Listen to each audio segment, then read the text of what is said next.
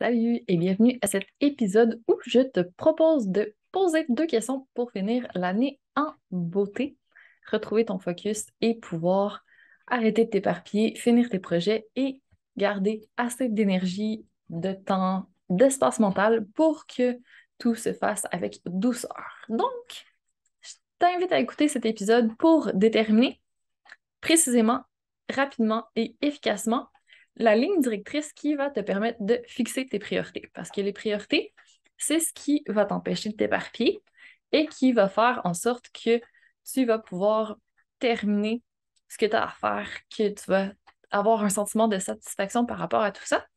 Et je veux que à partir de maintenant, ton life motto, ton mantra devienne moins, c'est mieux. Donc, on focus, on détermine nos priorités et on va pouvoir tester les effets que ça donne sur nous. Donc, je t'invite à vraiment le faire, à passer à l'action et non pas juste m'écouter. On passe de la théorie à l'action directement.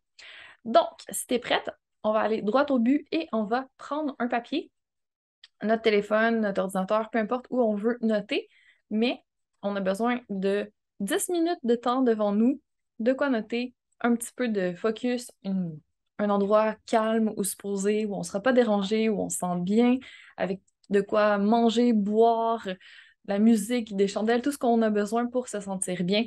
Et c'est parti. Si c'est pas possible pour toi en ce moment, que tu m'écoutes en faisant autre chose, que tu es dans la voiture, peu importe, t'en fais pas, tu iras dans les ressources de l'épisode sur mon site web dans la section podcast et tout ce que je vais mentionner dans cet épisode va s'y retrouver.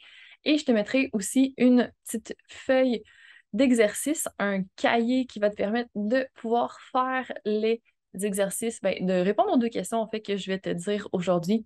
Comme ça, ben, c'est facile pour toi et ça va être vraiment efficace. Je te promets. Donc, tu n'as pas d'excuse pour pas le faire. Je te simplifie la vie au maximum.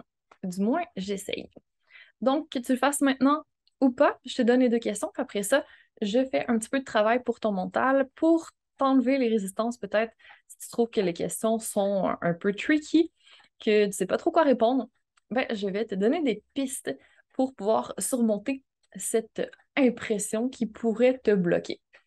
Donc, les 2 fameuses questions que je t'invite à te poser sont, un, quel est l'usage le plus important que tu puisses faire de ton temps? Mhm. Et question 2, si tu devais mourir demain, yes, quels seraient tes plus grands regrets? Prends une grande respiration.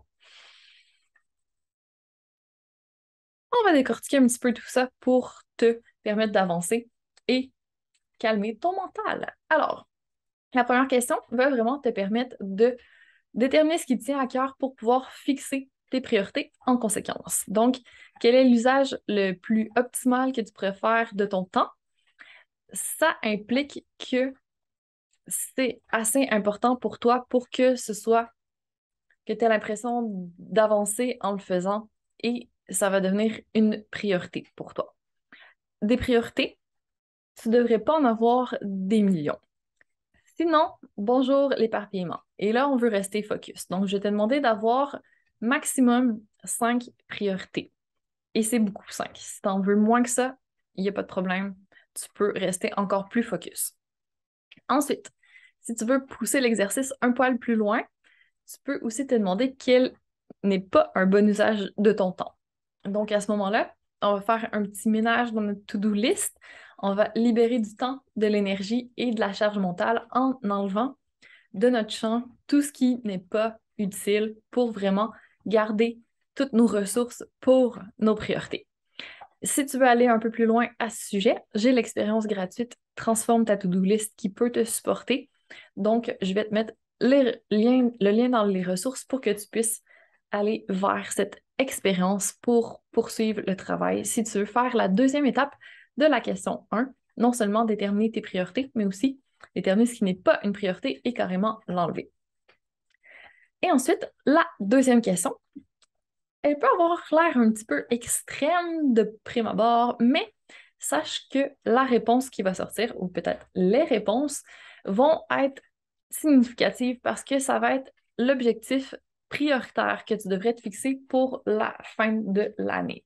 Donc, si c'est quelque chose qui te tient vraiment à cœur, ça pourrait être intéressant de le mettre dans ta liste de priorités. Donc, si ce n'était pas sorti la première fois, je t'invite à faire un petit réalignement de tes priorités qui ont été déterminées à la question 1 à la lumière de la question 2. Et ça se peut que tu te rendes compte que ce qui est sorti en te demandant quels seraient tes regrets, c'est pas de pas faire d'argent, c'est pas par rapport à la sphère financière ou c'est pas par rapport à avancer des objectifs professionnels, c'est peut-être beaucoup plus en lien avec des expériences que tu veux faire, peut-être par rapport à des relations que tu veux créer, des moments que tu veux partager avec des gens qui te sont chers, des loisirs que tu as mis de côté et que tu aimerais retrouver. Bref, à toi de voir ce qui monte quand tu te poses la question. Il peut y avoir plusieurs réponses encore une fois, mais on ne s'éparpille pas. Si on veut ajouter quelque chose à notre liste de priorités, on en garde quand même maximum 5, donc il va falloir faire un ménage, éliminer autre chose si on a besoin. Et je veux pas que tu tombes dans le manque, dans le FOMO, donc the fear of missing out. Sache que là, on a peu de temps jusqu'à la fin de l'année, donc on focus, mais l'année prochaine, dans les mois qui suivront, les trimestres qui suivront, il y aura possibilité de poursuivre ton travail. Donc, si ça ne rentre pas dans tes priorités maintenant, ce sera pour plus tard. Encore une fois, on prend une grande respiration et on reste zen, on reste focus. Ça va être beaucoup plus efficace. Comme ça, je te le garantis. Donc, une fois que tu as fait le ménage dans tes priorités et que tu es sûr de ce que tu veux faire d'ici la fin de l'année, ben, il va te rester juste à passer à l'action. Donc, j'espère que tu vas te sentir empuissancé, empowered en anglais, et que tu seras prête directement à passer de la théorie à l'action. Mais si jamais ce n'est pas le cas, je te rappelle qu'il y a la série Passe à l'action, ici même sur le podcast Feel Good. Donc, dans les précédents épisodes, de 73 à 78, je te donnais des différentes clés. Je te lançais des défis pour t'inviter à passer de la procrastination à l'action. Donc, si tu te sens appelé, que tu as besoin de ce point de départ, puis après que tu veux poursuivre le travail avec la fixation de tes objectifs et l'expérience transforme ta to-do list, tu peux le faire dans l'ordre que tu veux, tu peux utiliser ce que tu as besoin, tu n'es pas obligé de le faire, c'est vraiment libre à toi. Je te mets juste les outils à ta disposition pour, je l'espère, faire en sorte d'avancer un petit pas à la fois et de te rapprocher d'ici la fin de l'année de ce que tu aimerais accomplir pour terminer sur une bonne note parce que après ça, ça va donner la vibe pour commencer l'année 2023 et comme ça, ben, ça va te permettre de terminer sur un sentiment de puissance et de satisfaction. Donc, ça va être bénéfique pour la suite. Alors voilà, avec le tout, je pense que tu as de quoi à obtenir un plan d'action en béton pour rocker ta fin d'année. C'est juste à toi de jouer.